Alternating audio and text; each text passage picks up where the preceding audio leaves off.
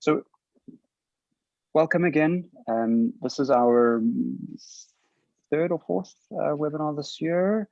We're very heartwarmed to have Lieuwe join us again. We've had you join a couple of times in the past, and I know that Lieuwe, you've been to South Africa yourself, training the functional fluency, and as well as running some supervision groups in the past. And hopefully when we're get into some kind of stability in the world again, we would look forward to having you in the country again. So to introduce Lieuwe more specifically, Lieuwe is based in Holland. He's a transactional TSTA, a teaching and supervising transactional analyst in organizational development. He has a practice where he coaches and supervises. Lieuwe is also a published author and has a particular interest in bringing philosophy, psychology, and spirituality together. Lieuwe's passion is being able to work with many people through different cultures and seeing how we can all learn together. So I'm really looking forward to being in the learning seat again with you, Lieuwe. So I will hand over to you. Yes, thank you. Thank you, Andrew. Is that enough introduction of who I am? Just before you entered the room, we had a short discussion about who are you and what are you doing? And I was talking with Alex if he's still a pilot, and he said, I'm not a pilot, and I'm not a coach, and I'm not a supervisor. So it's always an interesting question, who are you? And I said to Alex, we are not going to go that way today. That's not the road we are going on to. What I like you to, for each of you, to say just a few words to enter, whatever you want to say, to come to be here in this next 2 hours. So feel free what you want to say, as long as it is short, but that everyone's voice is heard. Alex, may I start with you? Yeah, I'm a pilot and a coach and a supervisor. And I live in McGregor in South Africa. I use TA in my own thinking, I work with people. I'm looking forward to the webinar. Thank you. Okay, thank you. Sally. Hi. Yeah. Hi, everybody. Nice to see some new people that I haven't met before and some very, very familiar faces. Lieuwe, Lio, Alex, Sim. Yeah, it was a bit of a last minute join for me, but I'm interested to see what I can learn today. Okay, good. Lio. Hello, everyone. I'm Lieuwe. I'm in Cape Town, and I feel very drawn by the topic of this webinar today. So really looking forward to it. Johan. Hi, everybody.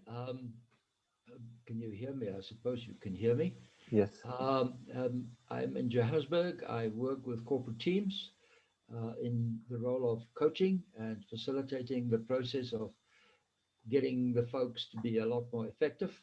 And I use TA in a communication kind of sense with my teams. So I'm glad to be here. I might be in and out of the meeting because I've got some urgent things that have suddenly popped up. So you're going to have to excuse me when you don't see me at certain points. Okay, thank you, John. Diana. Diana, it's Diana, I think. It's Diane. Diane. Hi. So I'm in Elgin, in the Elgin Valley, which is just outside Cape Town, and I'm also into the topic. Do more of the webinars. It's always there. I just never managed to register time, and this one I was like, I'm going to do this one. So I'm very impressed that I'm actually here today and meeting some colleagues and fellow TA therapists. Thank you. Thank you, Diane. Kirsty.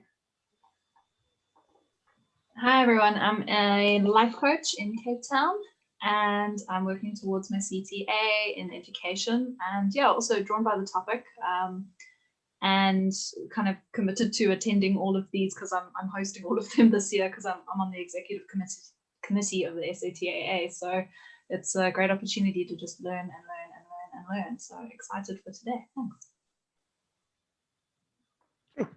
Thank you.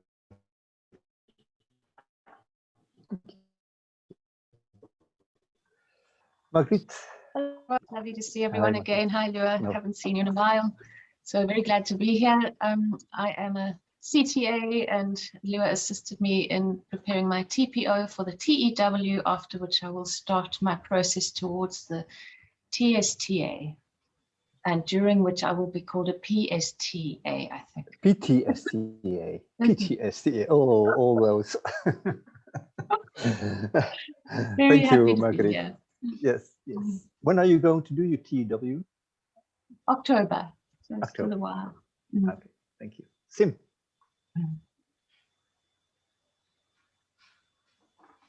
I can't hear you, Can't hear Sim. you. Can you hear me now? Yes. Yes. Okay, great. Hi, everybody. My name is Sim, and I'm excited to see familiar faces, and yeah, I'm seeing new faces as well.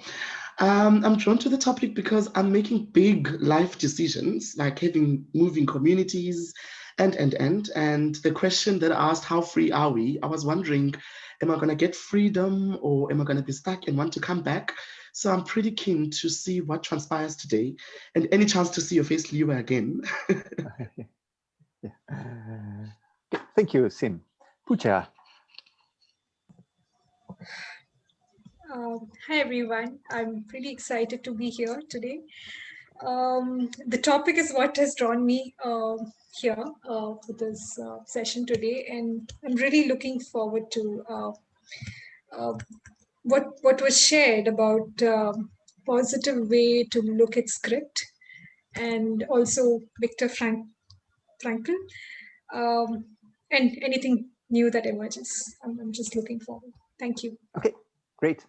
Andrew, anything more to say to enter? Nothing's coming to mind. No. Just excited to be here. Yeah. Yeah, great. It's funny to be with you because most of the faces are familiar to me. So that's also enjoyable that I already know so many people in South Africa, and I always feel somehow at home when I'm connected to South Africa. So thank you for this invitation again. I've created a PowerPoint. The people that know me do know that I'm not very much a PowerPoint man, but I think it's quite helpful to use this when we are online. So I've created a PowerPoint that I want to share with you, and that I'm also aware that I'm going to talk quite a lot to you, but I'm inviting you to join in. So to join in with questions, with thinking.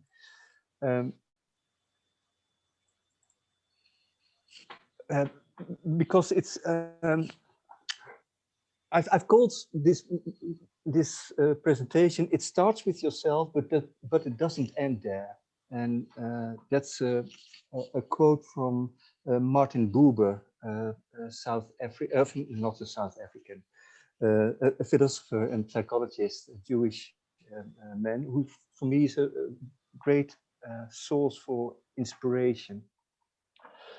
And I was enthusiastic about the invitation that I read as, can you bridge TA with something that's quite familiar or that's quite inspiring elsewhere? So I thought, well, I've got two loves, I think, in my therapeutic and coaching work, and that's TA and logotherapy. So it invited me to make some more study of it and to see how can we connect these ideas and what's bringing TA and what's bringing logotherapy into the work.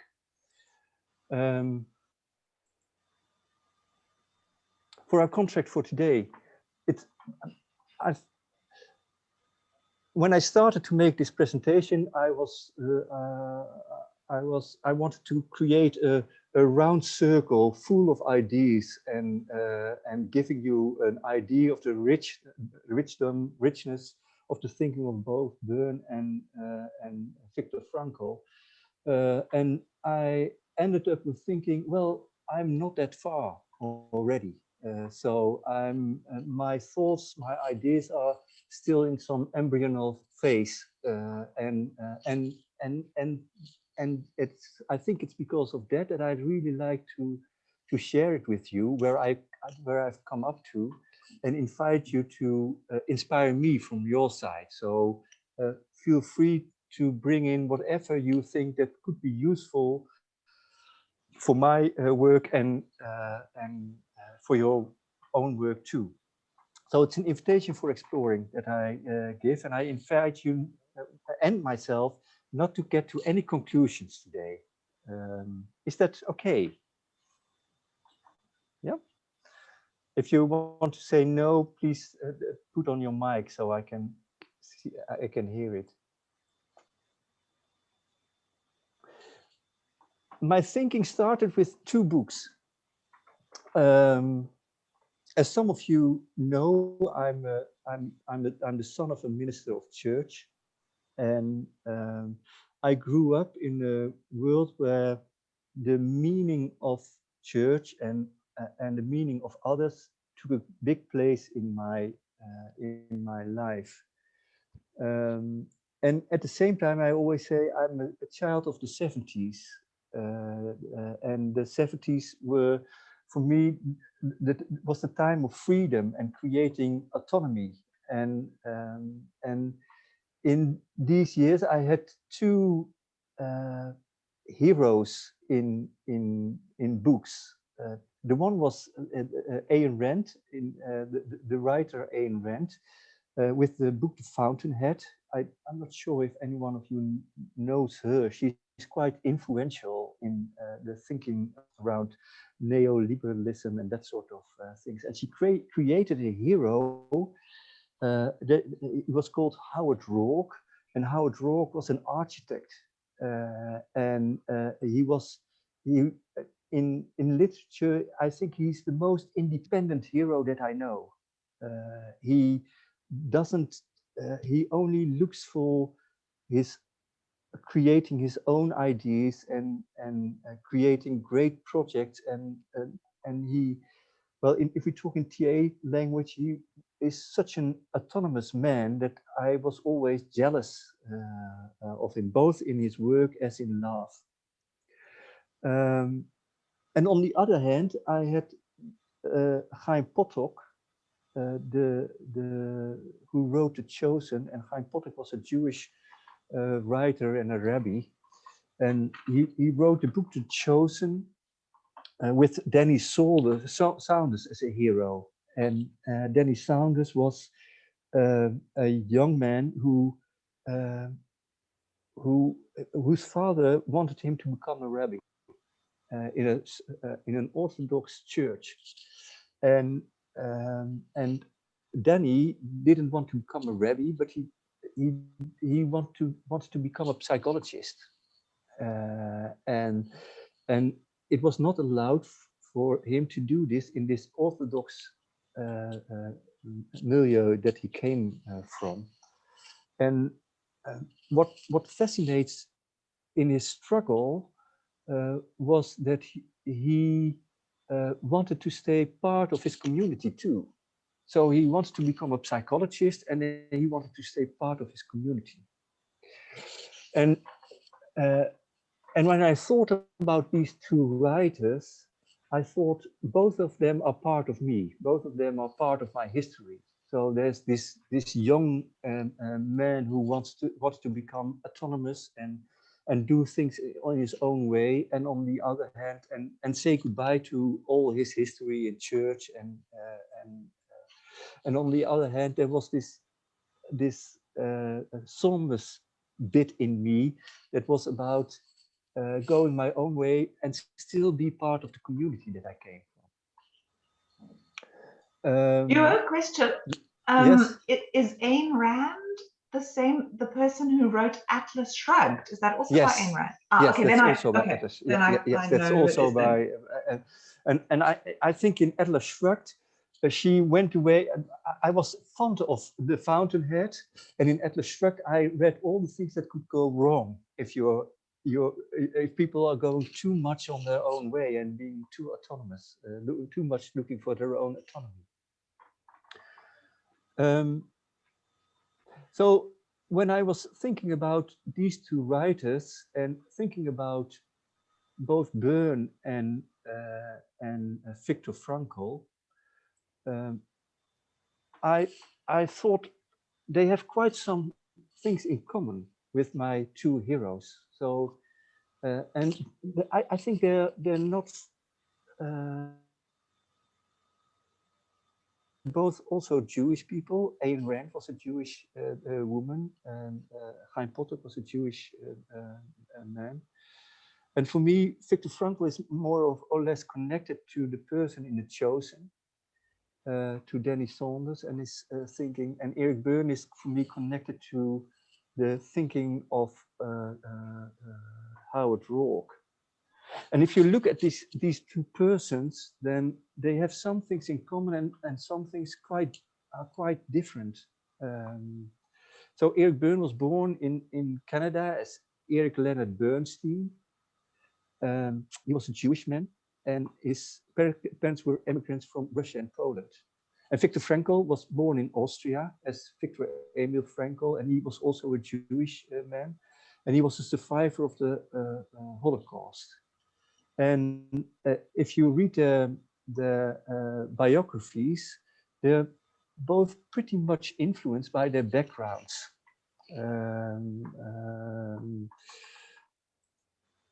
And Eric Byrne became a doctor and a psychiatrist, and Viktor Frankl became a neurologist and a psychiatrist. And Eric Byrne was due to become a psychoanalyst. And Viktor Frankl worked in his early years with both Freud and Adler in person, and he wrote quite a lot about psychoanalysis. So this is the part that they have in common, their past, the Jewish past, and becoming a doctor and connection to psychoanalysis. And Byrne went his way in his 50s, going his own direction and creating TA, which was founded in humanistic and existential psychology and philosophy, and he wrote about 10 books about TA, where Viktor Frankl integrated his experiences in the Holocaust in the development of local therapy, and he wrote about 32 books, where his most well-known book is The Meaning of Life. And I want to take you on the road to see how their thinking developed throughout the years, and where they are quite the same and where they differ, and where I think this is rooted in their history, in the way that they developed in their history. What is important to keep in mind was that Eric Byrne changed his name from Bernstein to Byrne, and he went away from Canada to America to get away from the anti-Semitism in Canada, and in his name change is also he was turning his back to his Jewish background. Although in the end of his life he was buried by by a rabbi at the end of his life, but he turned his back from the culture that he came from and that he was rooted in.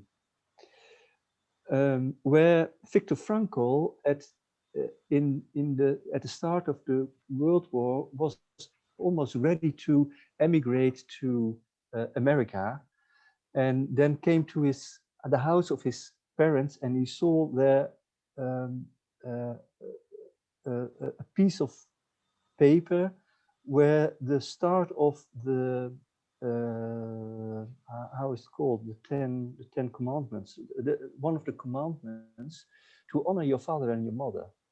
And at that moment he decided not to go to America but to stay in Vienna, knowing what was going to happen already with the Holocaust. So I think these are two important meaningful differences between the two. Any questions about this? No? Okay, to go on? Okay, then I start with TA. Where I think most of the things are known to each of you. So if I look at the philosophy of TA, then it says people are okay.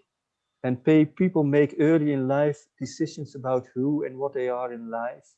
And at the same time, people can change. That's quite a humanistic idea about the okayness of people, and also about the possibility for people to develop throughout lives.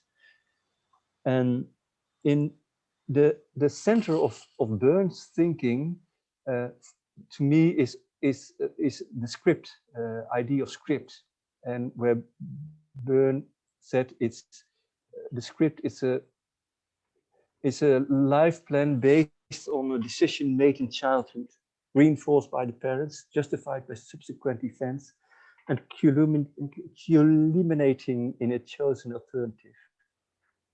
And what's quite interesting is that if you look at the TA work, it's quite deep rooted in Greek myths and drama. Burns was using a lot of ideas about from Greek philosophy and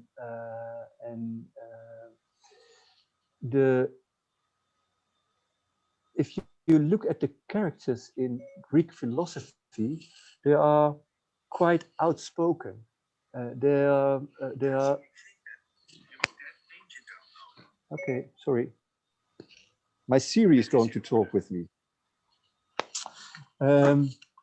It's quite deeply rooted in the thinking of the Greek myths, and what you see if you read Greek myths, it's always about drama, about heroes, and if you read the books, the characters are quite flat in how they develop.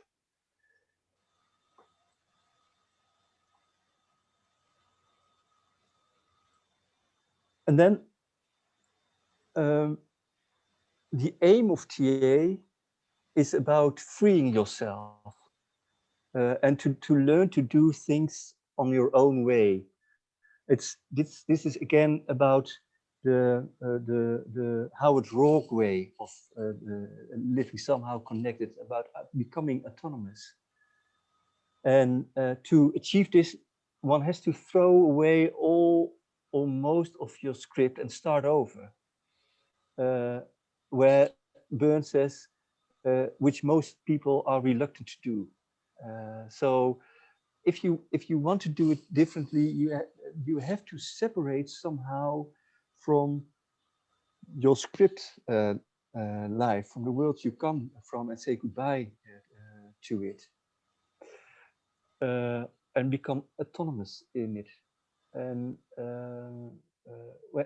if you read Burns' writing, there's no hope for the human race, he writes somewhere, but there's hope for individual members of it.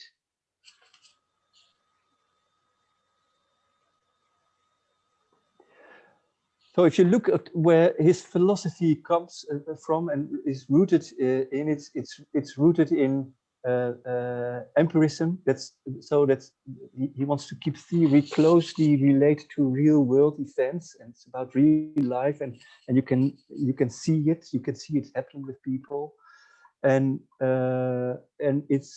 it's all about experiencing the world by direct personal experience. And meet the world in a fresh way through intuition.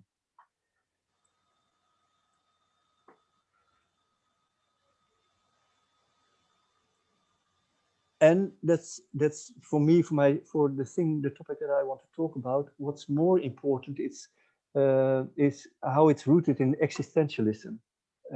And if you read Byrne, he says, everybody is on their own. Nobody's going to feel sorry for you. You're fully responsible for everything you do. That's again the Howard Roark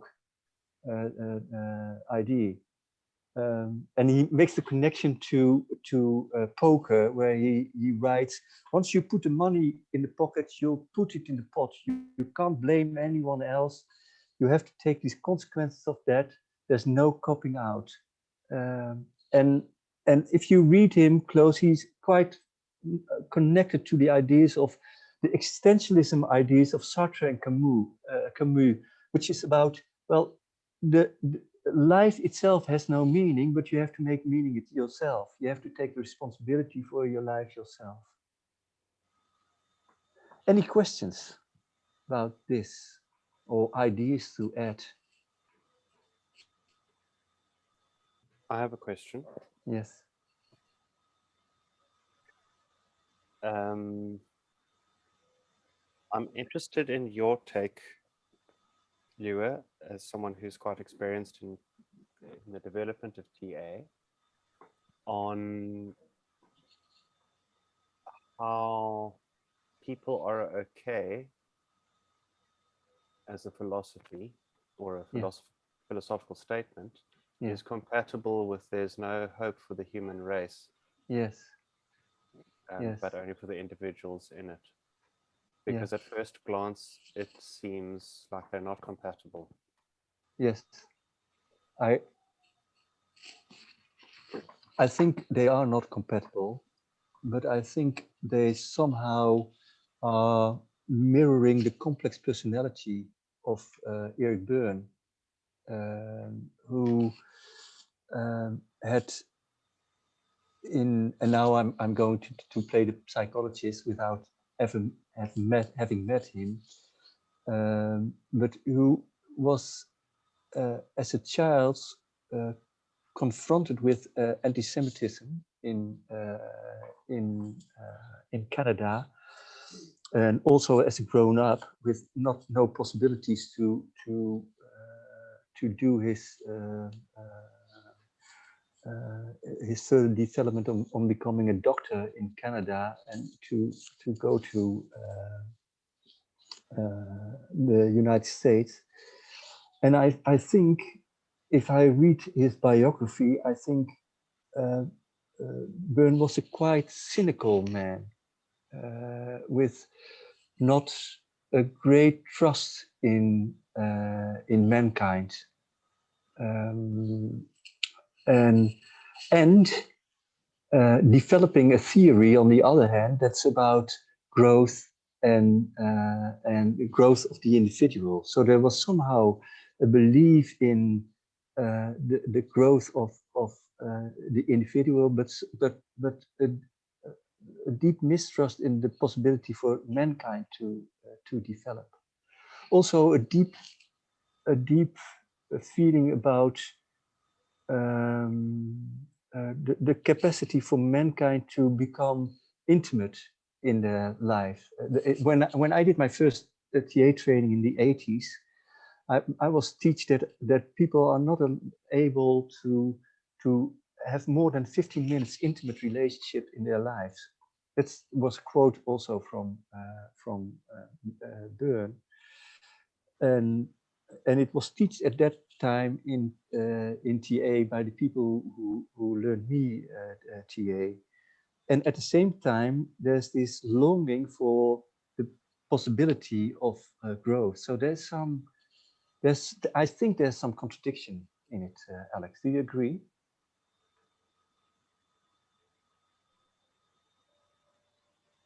I agree with you that it might be speculation. That there might be contradiction in it. I don't want to go off the track of your webinar, but it's so just maybe I think it's an important question. I think it's an important question also in the light of this webinar. Well, I do find transactional analysis very effective. So yes, I think there's proof there of the theories. Yeah. And also, I'm very mindful, particularly at this point of what's going on in the world, of ideology. Yeah. And it seems potentially idealistic to believe that all people are okay. Yeah. I think that there's. Let me go one step back. I find there are many things that hold each other in tension, and they need to. In order for life to happen, these things need to be held in tension, like logic and intuition, yes, like structure and creativity. Yeah. It's almost like the one can't exist without the other, and they need each other to some extent. So the statement, all people are okay, I do find useful because it creates the potential for change by believing that. Yeah. And I also think that one there can be negative consequences to believing that idealistically. Yeah. Okay. Thank you, Alex. What helps me is that you bring up the tension that there is between the needs and the wants and how real world is, and I think it's valuable to keep in mind that we are always working with these sorts of tension. Thank you. Other ideas, questions? Is it okay? Sorry, Margarita, do you want to go first? Thanks. Yeah, along this, from Alex, what you've been saying, I'm thinking that I'm not so sure that Eric Byrne wrote that he believed all people are okay. What he was writing about, as I've understood it, is he was noticing that when we are at our best, when people thrive, when people do their best and are our best, there is a position that we're in that enables that, and he named it. It's the position of okayness. I'm okay about me, and I'm okay about you. He then also noticed and describes that people are not always like that people are sometimes in all the other positions. So ideally, that is the position that if all human beings could attain that all the time, then we would have peace and harmony on earth. I don't necessarily think that he walked around believing I am okay and you are okay all the time, and that's how we must believe. It's just, it's a philosophical position. Yes, I agree. And there's more. That's enough said. Okay, thank you, Margriet. It's so, and you're underlining somehow what Alex says. It's about potential. People have the potential, potential to be okay, and yeah, I agree on this. Yeah, I think possibly that, and when you talk about his cynicism, that when you hold that and you see it and you recognize the beauty of the I'm okay, you're okay position, there is a sadness about noticing and knowing that that isn't how the world operates, that isn't how everybody feels all the time, and it isn't how I am, you know, and that he himself and me and we are not always in that I'm okay space or Yeah. you're okay space. Yeah. So there is a sadness in that because it's an Yes. ideal, isn't it? Yes. Yeah. Yeah. Thank you. Thank you. Diana. Thanks. Diana. Yeah, I was just going to echo what Marguerite was saying. We're never in that fixed I'm okay position ever, Yeah. or state of mind, and I think, or state of being. And what I really grapple with in my work is when I work with perpetrators of abuse and human suffering and relationship difficulties, and you can realize very quickly how not okay some people are and how they whether they choose it or whether they don't know any better, they stay in that position and they're not able to move out of that.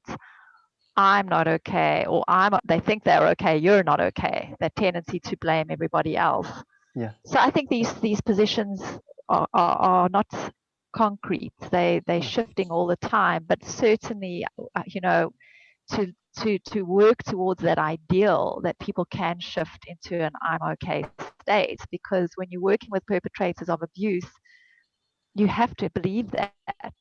You have to believe that there's the potential for change. Otherwise, you're just going to sit in a position of judgment and hopelessness.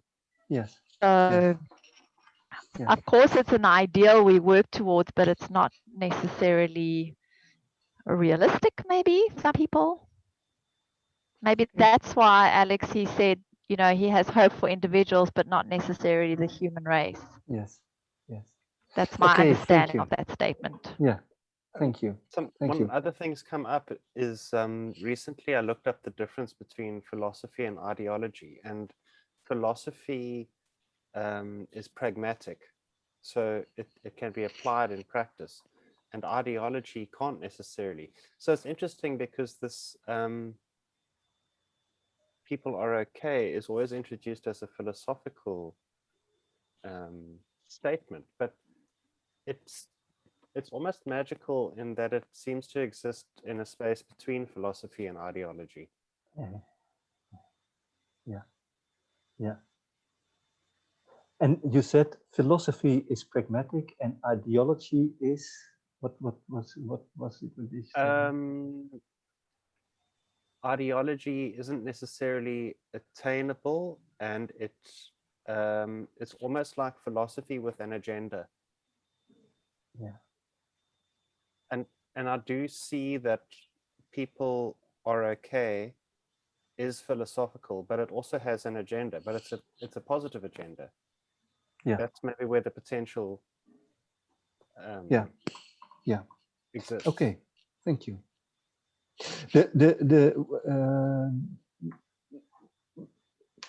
I want to bring it back to Bern again,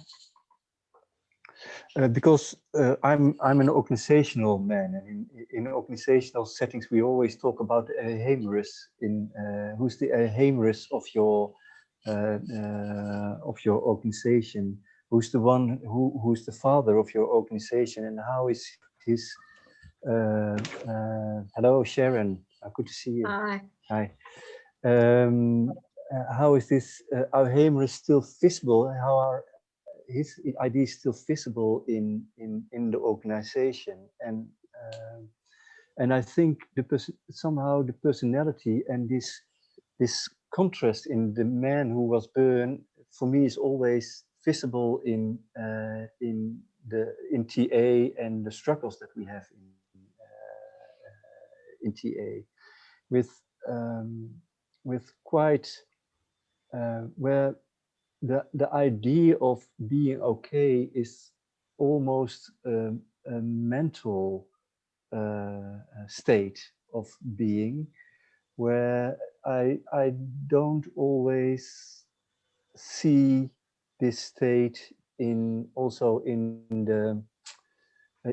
the way that people connect and the way people get into intimacy in the TA, the difficulties that I see have quite a lot of people in the TA community have around intimacy and becoming close. And well, that's fascinating me somehow, and still feeling quite connected to this community and how it develops throughout the years. I want to go a step further.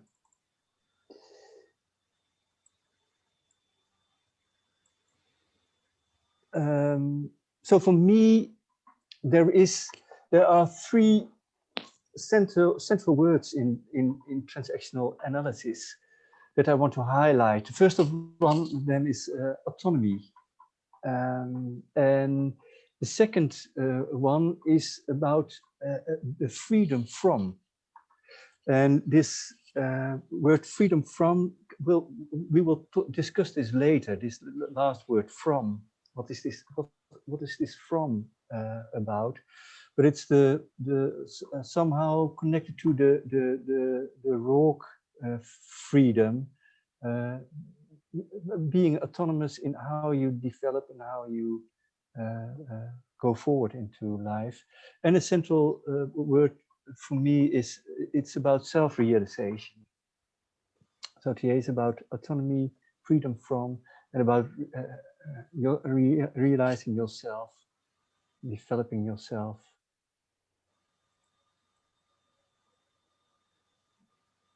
And there's still this connectedness to psychoanalysis in the work of Byrne. He and in TA, there's things are called in a different way, where Freud and his friends are talking about urges. We talk about hungers, and but the script is an unconscious part, and there's quite some emphasis on unhealthy behavior and cure, and there's a strong focus on the individuals. And transference is a central theme in transactional analysis. And as you will see later, that's quite different from what Viktor Frankl does in his work. So, time for a short breakout in threes, with the question: what attracts you to the ideas of Byrne and transactional analysis? What distracts you? A second question. And what influence of Byrne as the Alzheimer's is still there in TA community? And probably you can talk about your South African TA community. And if you want to make it broader, make it broader. My question is clear. And take about 10 minutes for this. So it's short sharing in threes. So we're back here at 3. So you have 13 minutes to answer these questions. So can you create a threes for me, please? I'm just fiddling with the technology.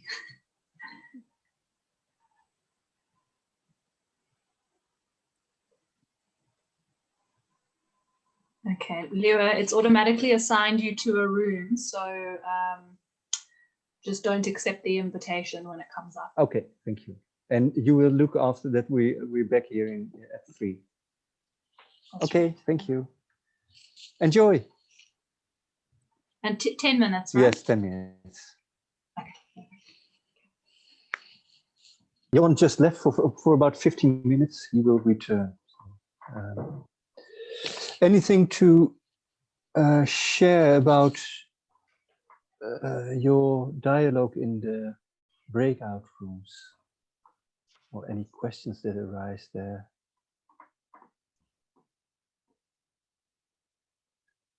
Lieuwe, do you know? We were talking about. I was told, so I haven't seen it anywhere written that Byrne said something to the effect of.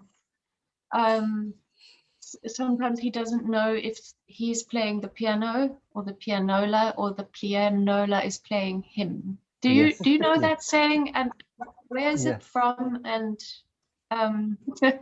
yeah. I know the story. I don't know where he did write it. I sometimes use it. Are you playing the piano, or do we just have the idea that we play the piano and it's a pianola, so it's already all there in the instrument. That's yeah, it's all programmed in, and it's the music. I don't know in which book he wrote it, We don't know where it's from. He wrote it he wrote it somewhere. Yeah. So you were talking about this in thinking about script. Just talking about Byrne and Byrne's presence in the TA world today. And I was saying that I think that what I see is my experience is that people in the TA world are bending over backwards to contain ourselves in this "I'm okay, you're okay" space. Not succeeding terribly well, because then it becomes an accusation of, well, that's not an "I'm okay, you're okay" thing to say or thing to do, and therefore it's not valid, or so it actually causes its own problems. But I also suspect that Byrne would have been, if he was around, he would probably tell us to pull ourselves together and get on with it. And be a lot less forgiving. And I just from his books, he took no prisoners. He wrote in a way that was quite cutting sometimes. His thoughts of what people are capable of doing and what they do was like not pretty, you know. And so he wasn't this flower love child. No. And I get the feeling that the TA Society thinks of him and his teachings in that way, and we have to bend over backwards to ensure that every voice is heard, and that, you know, and I just sometimes think, if he was here, he would say, would you catch a wake up? Stop it. That's my impression anyway. Thank you, Marguerite. Get Anything over else? Yourselves. Yeah. He'd probably say. Yeah, grow up. Yeah. Anyone else who wants to share something from the breakout rooms? Yeah, if I may. Something that came up for me was, again, what Alex brought up earlier about tension. That in TA, there's a lot of tension, actually, that we're holding. There's this tension between being very practical and being very theoretical. And I found that both are at the same time attractive and disattractive, if that word exists. And so this whole thought around tension, how do we hold tension, and that we actually do all the time, was something that stuck with me from our conversation. Okay, great, thank you. More to say, or can we move on with our other friend, Viktor Frankl? Will you bring it again? Sharon said something, but she said something. Yeah, sorry, I should have muted myself. Yeah, it's okay.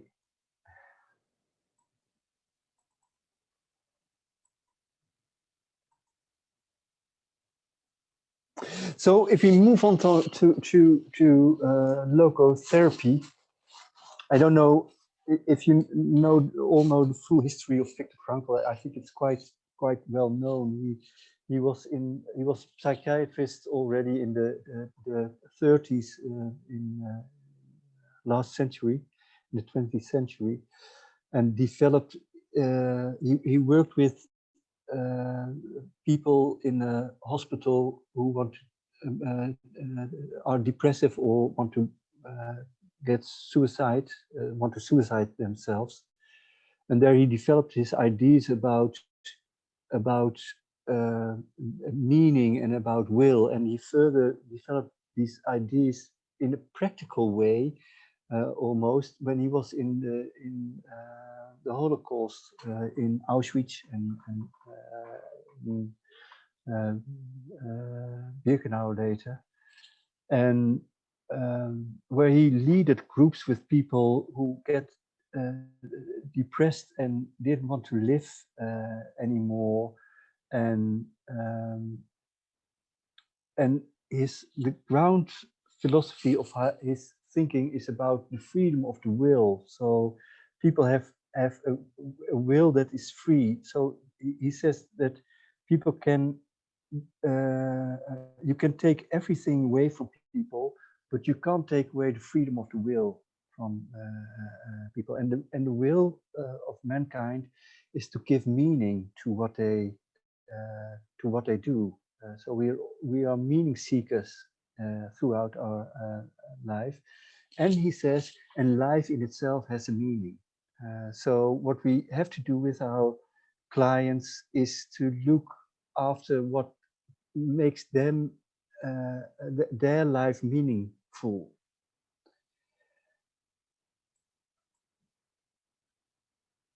So if you look at the aim of logotherapy, he says some things about it. He says stronger than faith is the courage to bear it. And people are determined by the circumstances, but have the freedom how to relate to these circumstances in all circumstances. And what people need to do is make sense of their experiences and give meaning to life experiences. And I think this is quite important for me in my thinking about script, that we are children of our history, and we have our script patterns, and what we need to do is somehow give meaning to what happened to us throughout our life and what happened to us in our script, and how we can transfer it to something different in life. And there's where Viktor Frankl is talking about freedom too. So earlier we talked about the freedom from, and where Frankl says, no, we have freedom to take responsibility somehow. So it's not to free yourself from, but it's to take the responsibility that comes up for us in our life.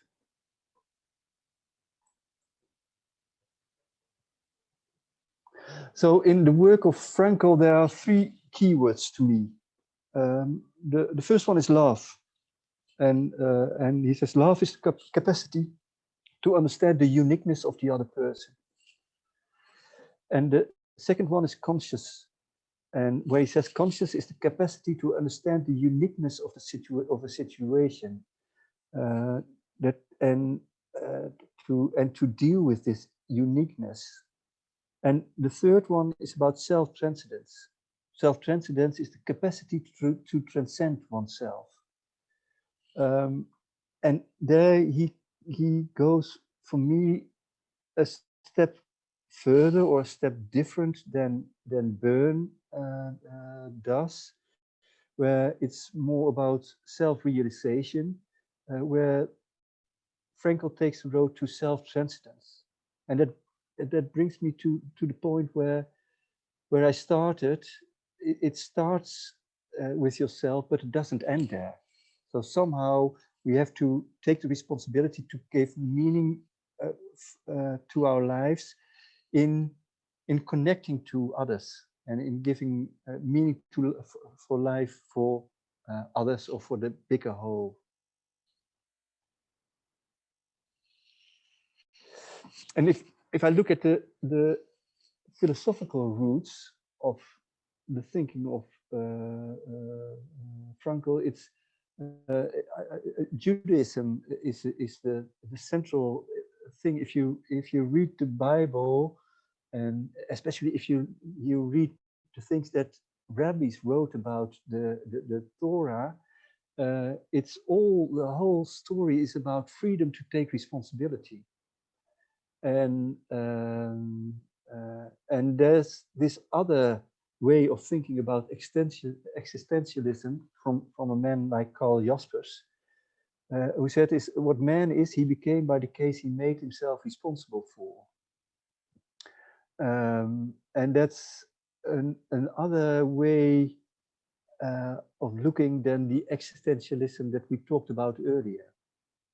That life in itself has no meaning, but that you have to make meaning yourself. And I think this one is stronger, connected to, yes, life in itself has meaning, but you have to find it for yourself. And there's this connection to the thinking of Martin Buber that's always about I and thou. So it's always about the relationship and the meaning that I can give and have in the relation to others.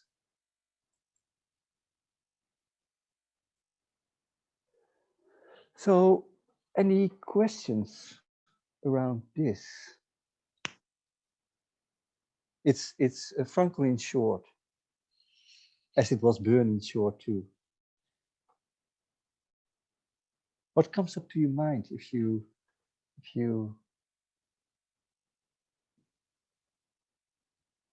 look at this?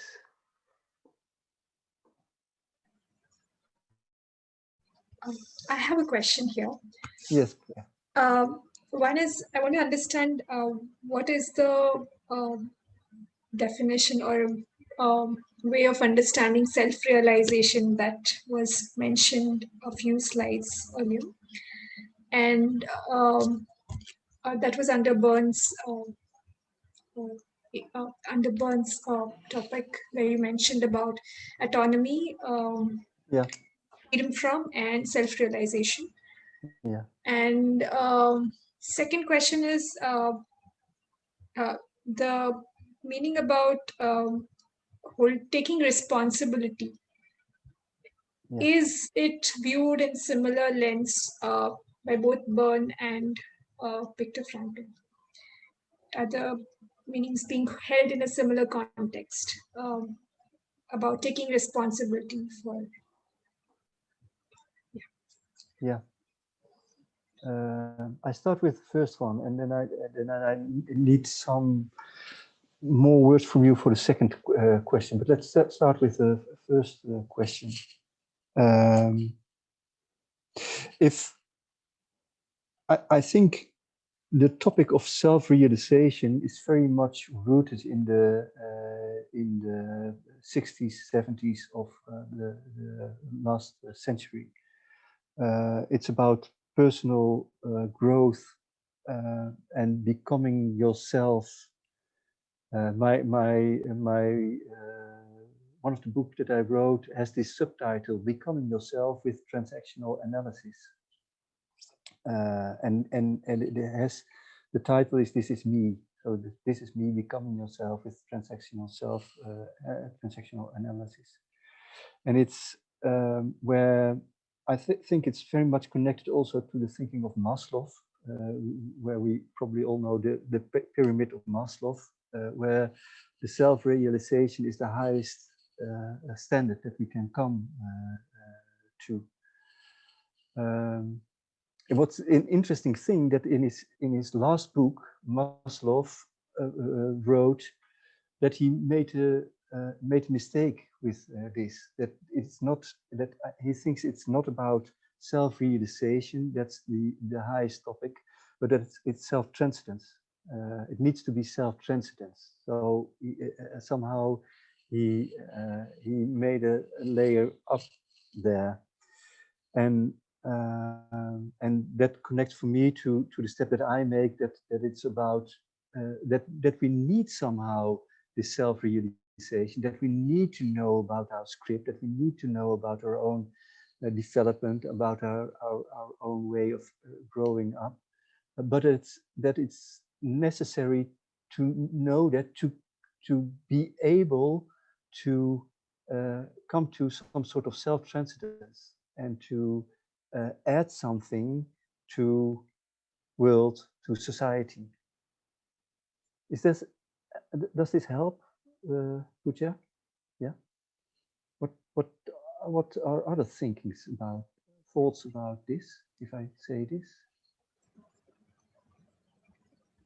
I find this thing about Maslow, I found it fascinating that he, at the end of his life, he said it's not about self-realization, it's about self-transcendence. And you can call it, you can seek it in God, you can seek it in nature, you can seek it in connection with other people, you can seek it in what you mean for your family, what you mean for Marguerite.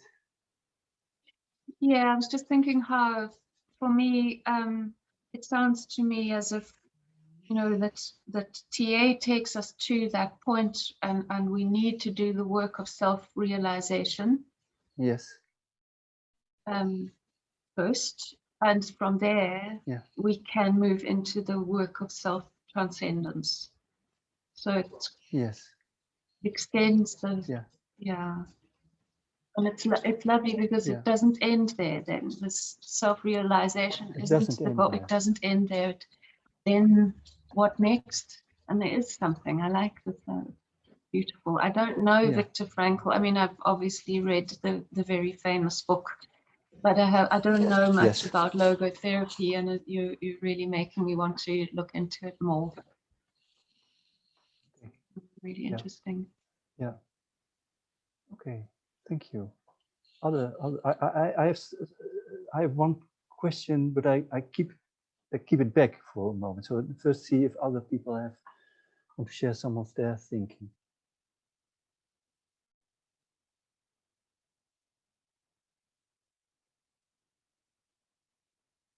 No, Sharon?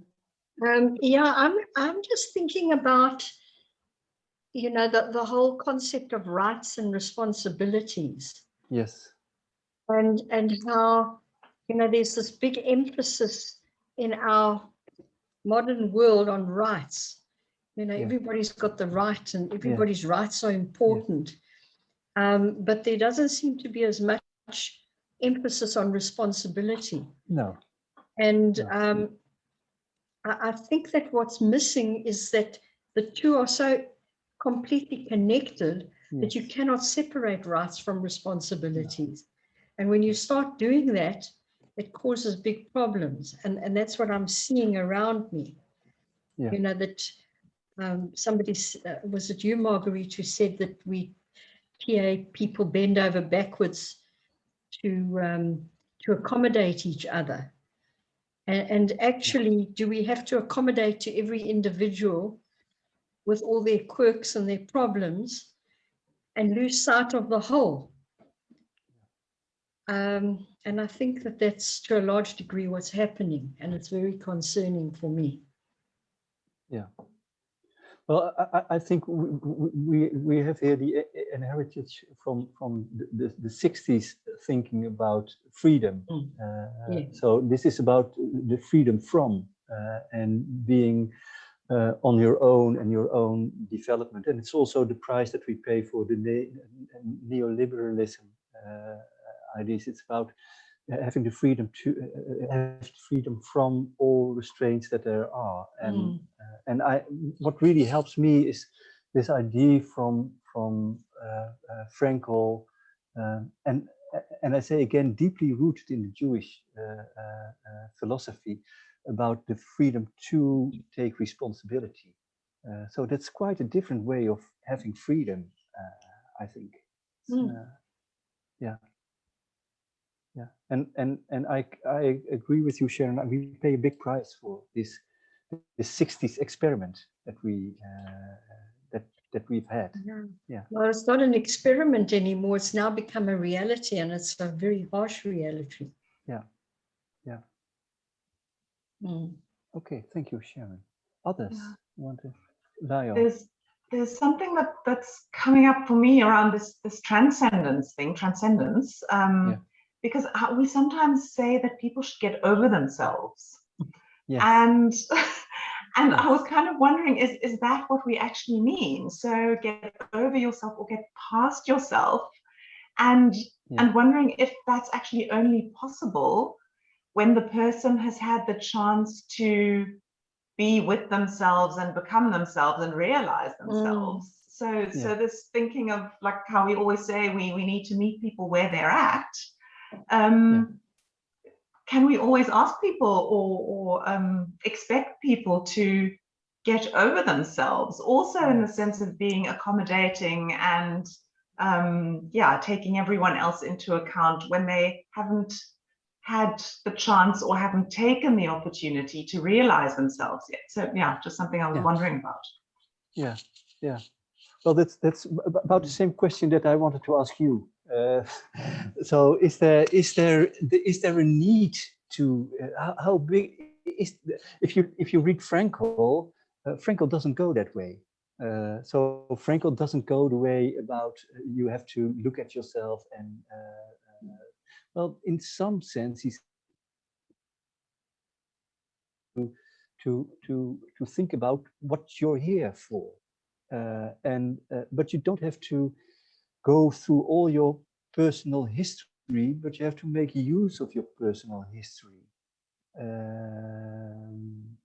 So if you're somehow, if you have somehow been a victim of something, that's really a good ground to help others. So that's quite close to the concept of the wounded healer. If you have some experience in it yourself, then it's you have to transfer it to something that makes sense in life. And I'm saying this knowing that I've looked at myself for about 25 years. Who am I? Where do I come from? What has happened in my life? So, and at the same time, I see myself turn around, and in my work in coaching and counseling, more and more go the way to and how do you make sense of it? How does it help you to step into the future instead of looking always at your own script themes and ideas? What do you think? Is there a need to go this way? To look at yourself before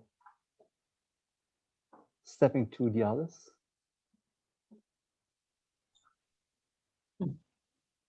Or is it I can't answer that. In general? Is it too much in general? Yeah. Andrew. I've enjoyed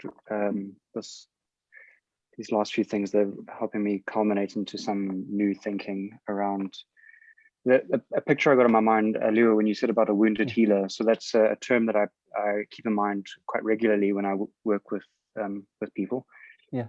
And the picture that came to my mind was swinging from vine to vine, maybe from like tree branch to tree branch. And so like doing the work while you're hanging on one, and then once you've done the work or enough of the work, you can let go of the one vine and grab onto the next one. Yes. And having left behind the last stuff. So what you're saying about doing the self-reflection to be able to do the next step or phase, I think something that's a bit of a trap in the self-reflection is that it's quite comfy and cozy to do self-reflection.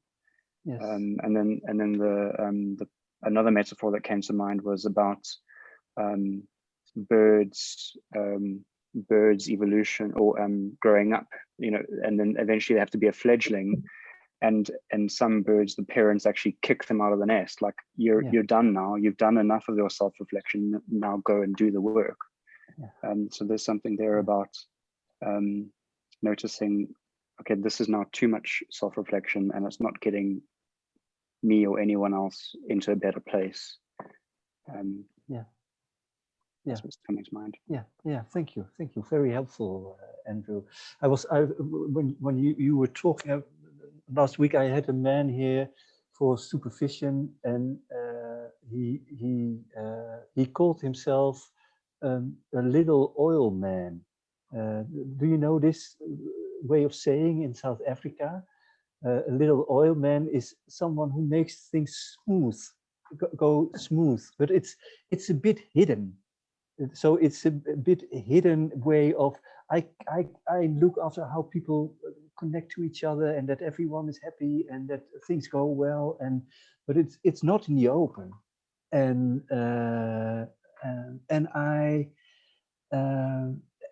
he said a lot of things about his script and how this was developed in his youth and the pain that he had around this. And I said to him, how would it be to be a grown-up oil man?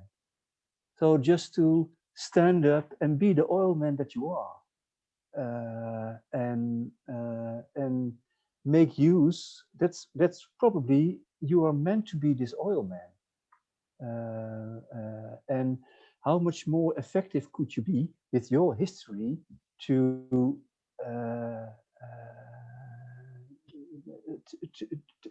become, and how helpful this would be in your work if you could stand up for it. And he went out the door completely energized. Can I ask a question? Yes. So you were saying, according to Maslow's hierarchy of needs, he was saying the self-transcendence would be after self-actualization or self-realization. Yes. But yes. Does one have to have all the other needs met before you can get there? Yeah. Or can somebody who hasn't been through those layers, who maybe doesn't have the physical safety, physical comforts of a home, can they not reach self-transcendence without those basic needs met? Yeah. Well, this has been very much in discussion after Maslow. He's been criticized for this, and I think Viktor Frankl is a living example for that. Not all the needs have to be met. Exactly. Because when he lived in Auschwitz, he was quite. It was not safe, and he was hungry, and during this time was the time that he made sense of the meaning of his life.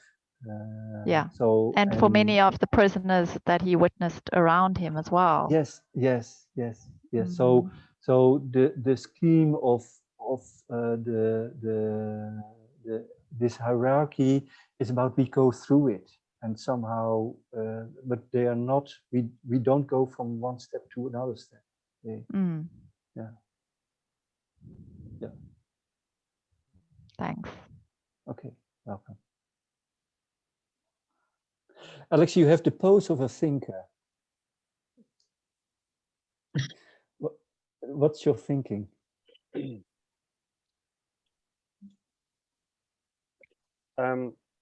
interesting. I was actually fantasizing about being in the camp and what that would be like. And I don't know how my mind got to that. Yeah. But I also I'm mindful of a lot of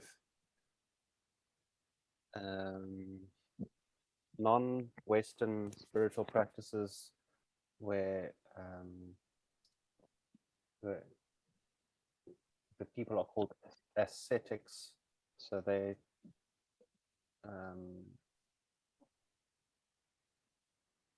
don't have any personal belongings, or they have very few.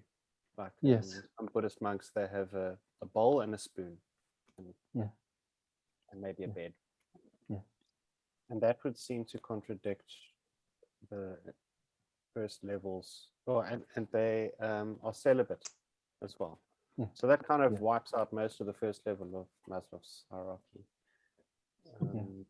So it would seem to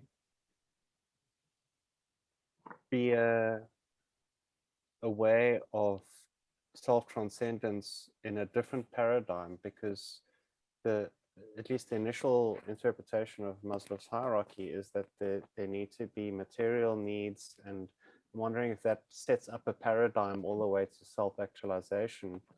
You know, within a kind of a physical paradigm, when the self-transcendence is more mystical. Yes. It doesn't matter. And I think that's what Frankl was getting at. Yes. Yeah. Yeah.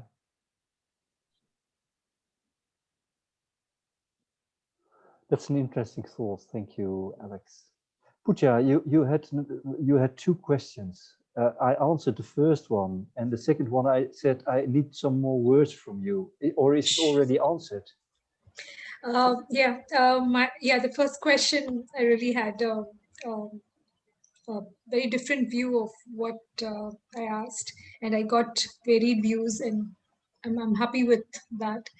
And the second question was about what is the difference in the way Eric Berne shared about freedom versus Viktor Frankl sharing his the way he brought in freedom. Freedom from and freedom to. Just wondering more about that. Hello, Johan. Welcome back again. Thank you. We haven't waited for you. I'm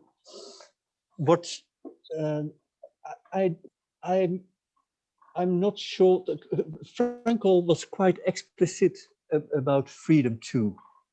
So he had this connection, freedom to take responsibility. So it's and freedom to take your own position to what's happening to you. But it's always about responsibility. And I don't think that Berne wrote that explicit about freedom. So Berne wrote about autonomy more, and he wasn't that clear about autonomy too. So he said autonomy has to do with intimacy and awareness, and what's the third one? Intimacy, awareness, and spontaneity. Spontaneity. Thank you. So and that was the thing that he say about autonomy. I think implicit there was a lot about in TA about freedom from. That's why it became so popular in the 60s and the 70s. It was in the ghost of the time by that time that it was to free yourself from the restricting ideas of your parents and the culture that you came from. And it was quite helpful to do this, I think. For me, it was quite helpful as a stage in my life to free myself from, and in this phase of myself to return to the other part about responsibility, which I hated in the 70s and the 80s. My parents talking about that I needed to take my responsibility. And yeah. Does anyone of you know, does Berne write explicit about freedom somewhere? No. No. No, not that I can think of. No. Okay. Yeah, I think it's maybe we've understood it to mean freedom from teachings of our parents and so on. Freedom from the indoctrination. Yeah, free from script. As you say, free from script. Autonomy. Yeah. Okay. Thank you. Free child. Free child. Yes, he was talking about free child. Yeah. And this free child, that's an interesting thing, because this free child, if you look at the early TAs, and still this is also a myth, that free child is more helpful than the adapted child, is more praised than the adapted child. And I think the adapted child is about learning to take responsibility, as the critical parent is also for a lot of TA people is a non-go area, and I think it's quite important to adapt to being able to adapt to things and to learn to take responsibility in our lives. Yeah. Lieuwe, Yeah. could you explain a bit about what you had on your slide about conscience being understanding the uniqueness of a situation? Yes. What part don't you understand? All of it. All of it. I'm not sure. I'm not sure. I'm not sure if I've got the right translation. Is there anyone who speaks Afrikaans from you? No, if I use the word geweten, do you know it? Geweten. It's geweten. I think that's the German word gewissen. Gewissen, yeah. And that actually is conscience. So the translation is correct. Okay. The translation. Okay, so it's the translation that's correct. It's so it's these two parts. It's about love, seeing the uniqueness, and consciousness about seeing the uniqueness of the situation. So really, time after time, looking at, okay, this is a unique situation, and how do I act in this? So it has to do with also with ethics, about ethical knowing what to do, but knowing that I have to do it over and over again. So I can't go into a sense that I don't think anymore. That ethics are always about thinking about the situation. So that I always make this distinction between there's this that in our parent we have the things that we are allowed to do and not allowed to do. That's the cultural inheritance that we have with us, learned from our parents and parental figures. And ethical thinking is from the adults. So that's looking time after time, and now, what's happening now, and how do I use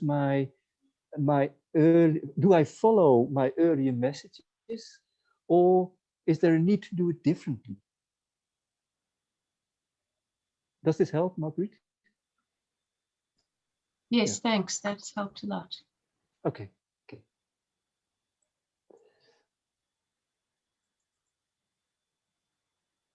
I don't think we have time enough to go in groups anymore. So I'll just go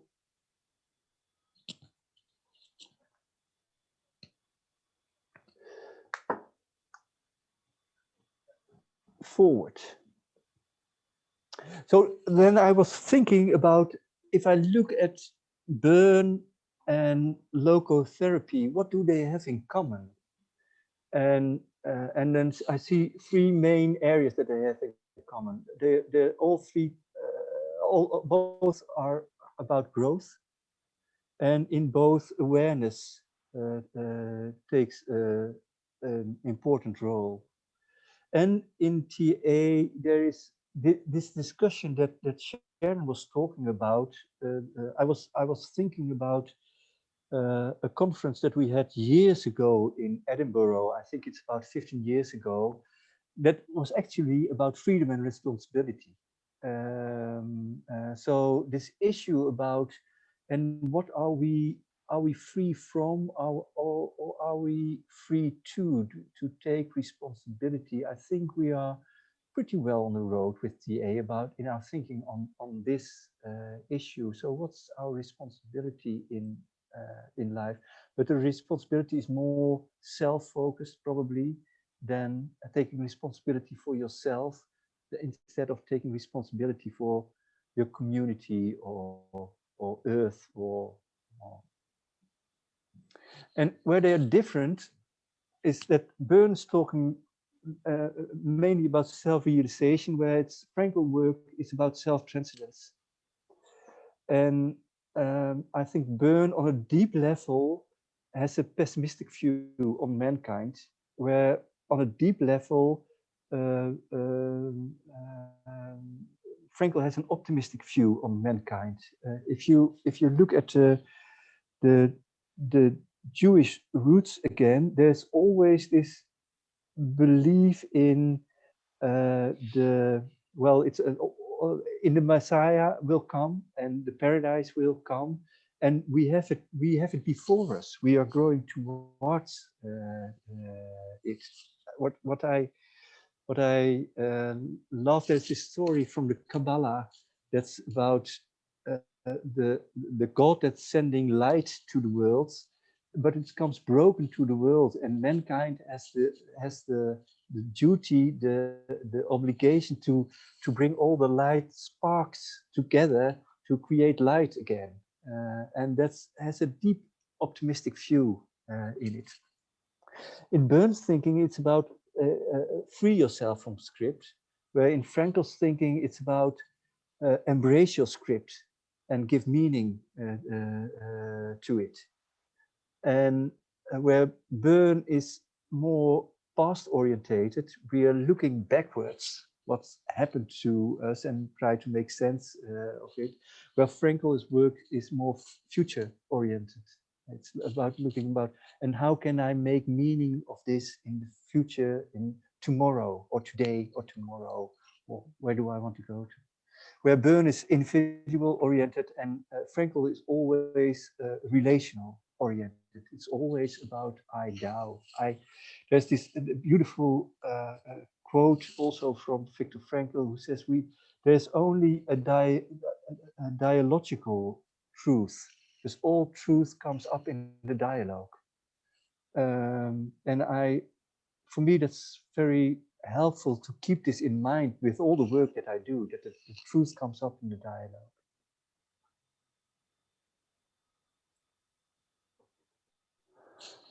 Anyone who wants to reflect on this or say something about this? Do you see other differences or other similarities in it? Or are there things that surprise you?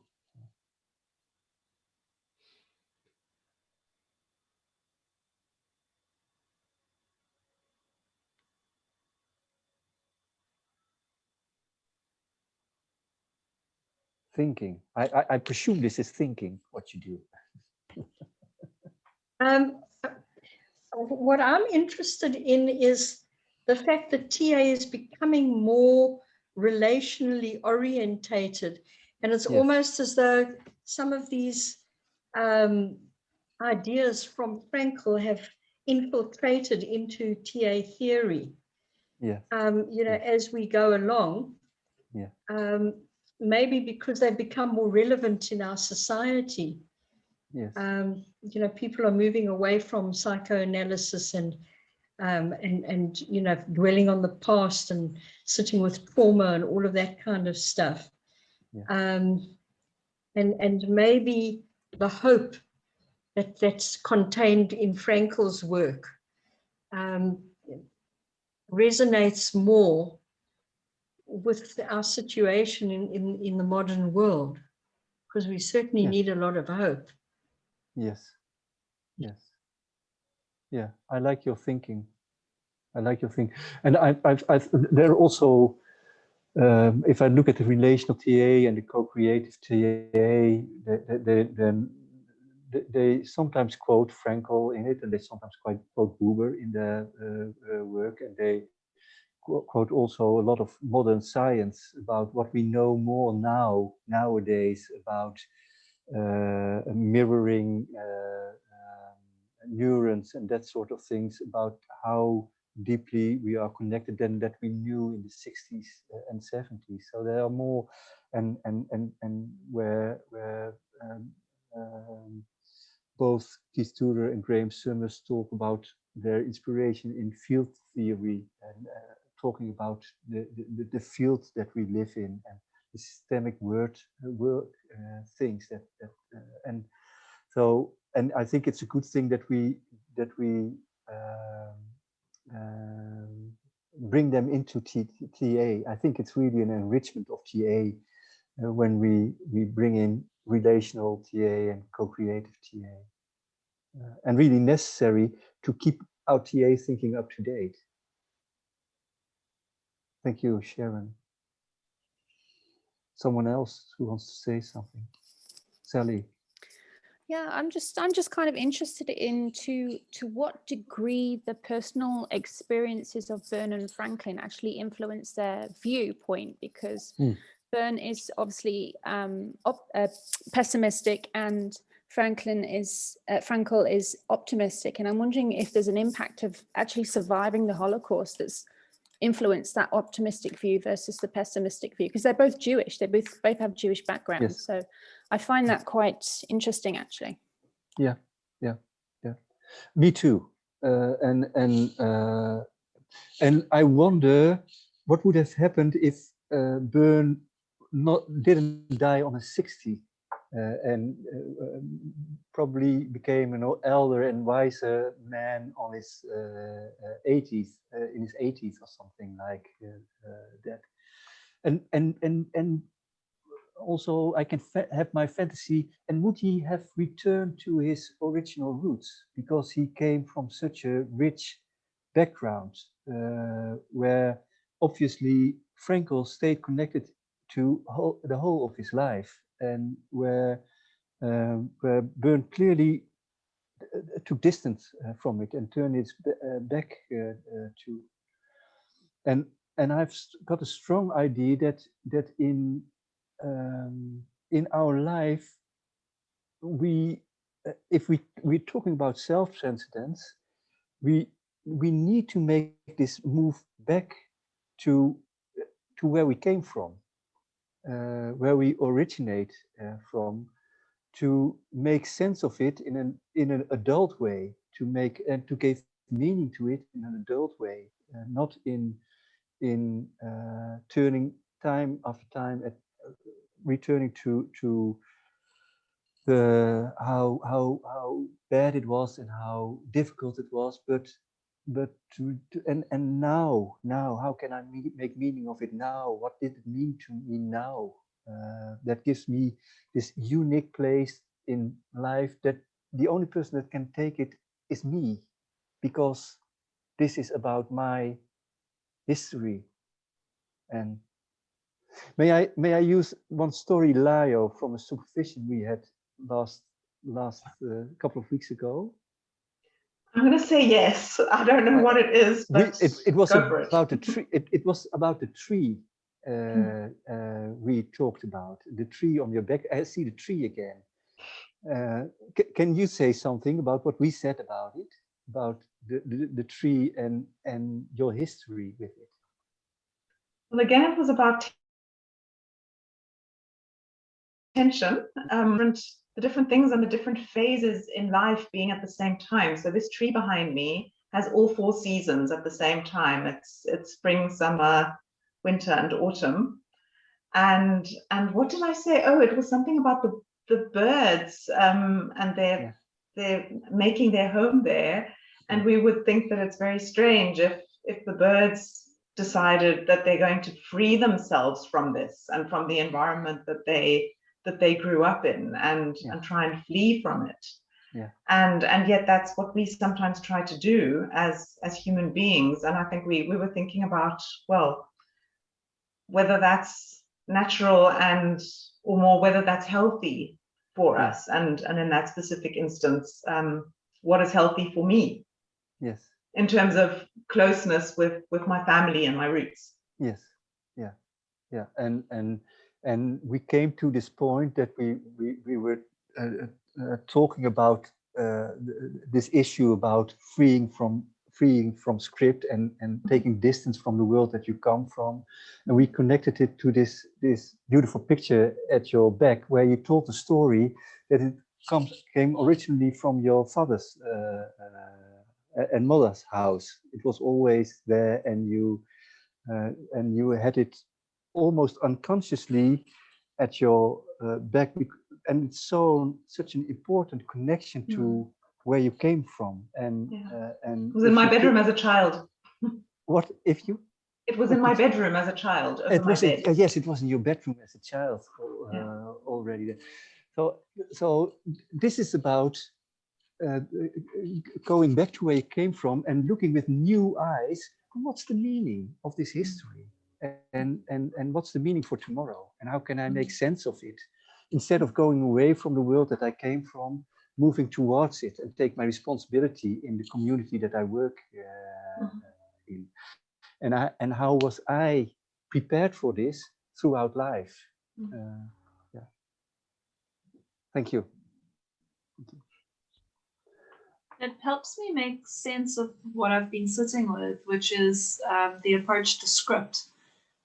You know, with Bern saying freedom from your script, and so that makes me feel like trying to get away from it, versus Frankel accepting your script and making meaning from it. Yes. And I've been sitting here pondering, what does that look like? Yeah. And I think what you just shared there, and with Lieuwe, with the tree and your history and all of that, it kind of makes sense to me now to say, my script is there, and rather than try and push it away, I can accept that it's there, and I can decide, what does that mean for me as a person? What does that mean about other people in my life, how I approach them and in relationship with them? What does it mean about my beliefs about life itself? Yeah. Yeah. Is my thinking on the right track? Yes. Great. Yeah. I like your thinking. If I look at my own life, I started with telling that I'm the son of a minister of church, and that I turned my back to the church and ran away for it for about 25 years, and exploring all sorts of philosophies and religions all over the world, and ended up thinking by myself, well, I always come to this mystic part of religion. So why don't I return just to the church that I came from? Because I can find it there. And now I live in a street where my father actually was the minister of church, and walking around there, being an adult and integrating all sorts of religion themes and philosophies in the work that I do. And I experience it as enriching. And I also experience it as my duty, because this is part of my path through life. If I have to make sense of this to make my life meaningful, and I do it differently than I did 25 years ago. And probably if my father was a socialist, I would have gone back to Marx and connected again to Marx and his ideas. Good. We have 5 minutes left.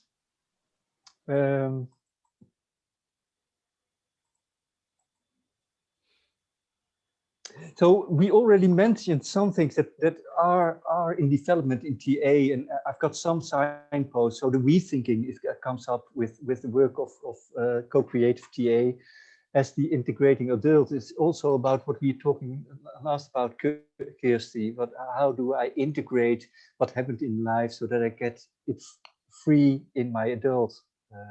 Vices is an important theme nowadays in TA.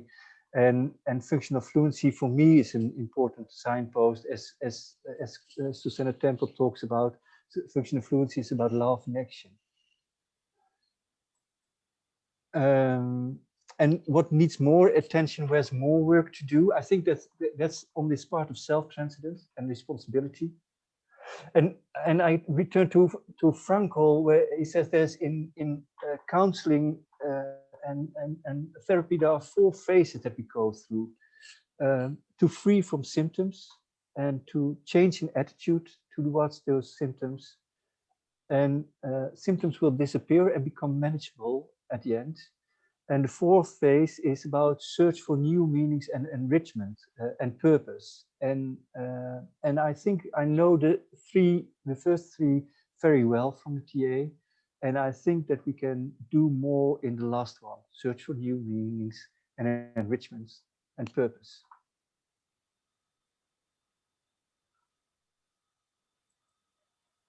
So this is where I came up to and what I wanted to share with you and what I really enjoyed with your enriching it with your thought. I would like to at the end to hear each one of you say just one thing that you take away from these 2 hours. Diana, may I start with you?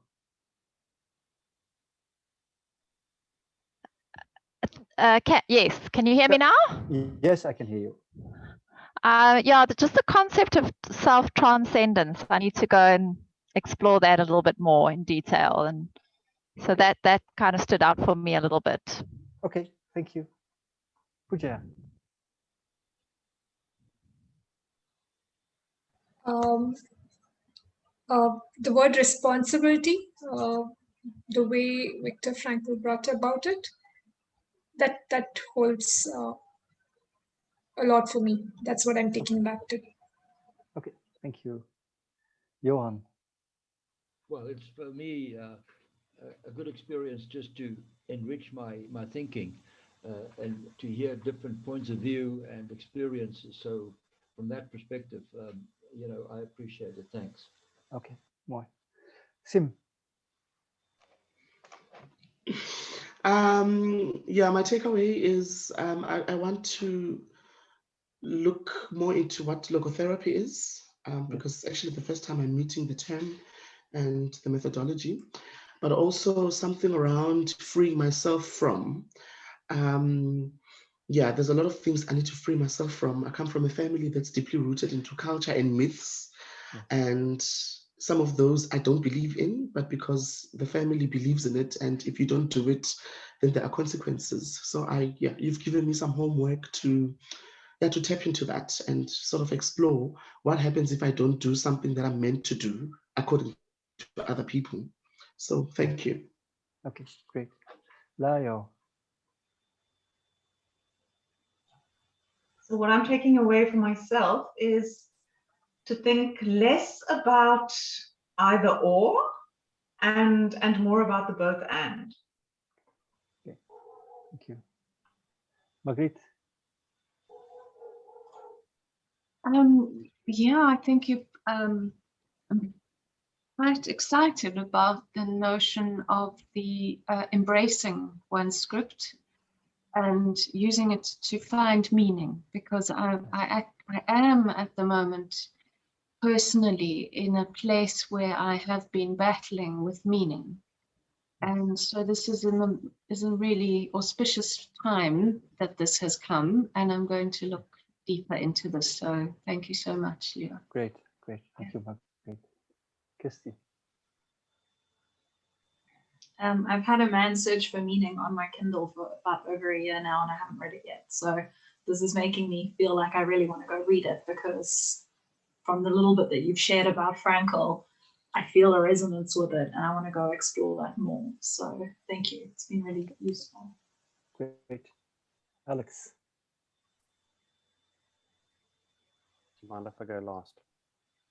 It's okay. Sharon. Your mic, Sharon.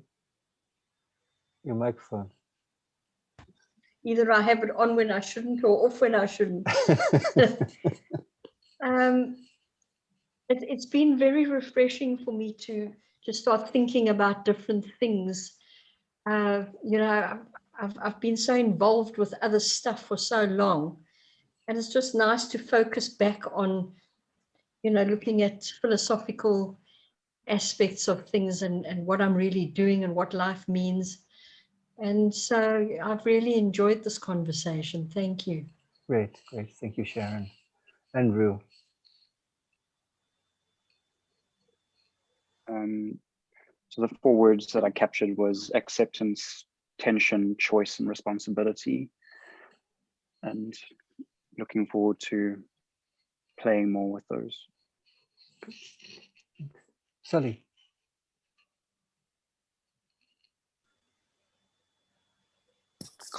Sorry. Yeah. Well, actually, Marguerite just gave me something else to think about there, because I've also been in a bit of a lull lately and not really sat there thinking, okay, what is my purpose in life right now? It's all gone a bit strange. So she's actually prompted me to think about that again, actually. But I sat here actually looking at the comparison between the works and thoughts of Byrne and Frankl, and it's inspired me and sort of intrigued me, and made me want to go and look more into their work and read more, actually pick up a book and find a book and read some of their work. But I was also, when I was looking at the comparison, I was comparing that to how does that fit in with coaching? How does that fit in with the philosophy of coaching and what I've learned so far with coaching? It was quite interesting because I could see connections from both. Yeah. So I found that quite interesting, actually. Good. Thank you, Sally. Alex, famous last words. 10 seconds, you said. Yeah, you challenged me to 8. Oh, yeah. I'm going to fail. Yeah. I can't possibly just name one thing. There's so much that I'm taking away, and it's food for thought. So, and I'll take that as a gift because it's going to stay with me for long after the webinar. I resonate with the concepts that Andrew mentioned, especially within the current goings on in the world. Responsibility and what you said about making one's experiences and path one's own. And there's a responsibility around that as well. So that's something that I'm using to make sense of the world and also myself. Yeah. And I would like to thank you on behalf of the South African TA Association, and I'm sure everyone here as well, for a really stimulating and deep conversation. It was quite wonderful. Thank you. Great. Thank you. And thank you for the invitation. It really helps me to, I was wondering, is it interesting to make a comparison between Frankl and Byrne? And now we've talked about it again. And I said, yes, it is quite interesting because they're both giving some view about how does this world develop nowadays? And then these are just two people, two thinkers that it's quite interesting to, in the contrast, to bring them together. So I'm going to write a paper about it. Wonderful. Thanks. Thank you. Thank you. So, and you're closing, Andrew. You're putting you're kicking us out, or? Well, I think Alex's 8 seconds was meant to be the kick out, but Okay. Just to reiterate, thank you again to everyone. And like I said before, if there's anything that you want us to know about in terms of the recording, please let us know. Otherwise, you'll let it in the next couple of weeks. This recording will be available on the SATAA YouTube channel if you want to review it yourselves. But otherwise, thank you, Lieuwe, and thank you, everybody. I've got one last thing, Andrew. That I need to. If you got any ideas in the forthcoming weeks, links that you say that's interesting or that I've been thinking about, please send an email to me so I can look at it and helps my thinking too. So feel the invitation. And what I'll do, I'll send the PowerPoint to Alex, or I sent it to Alex, so you can probably also put it on your website if you want to. Good. Thank you very much, Lieuwe. Thank you. Good. Take care, Bye-bye. Thank you, Lieuwe. Bye. Thanks, Bye. everybody. Bye, everyone. Bye. Bye.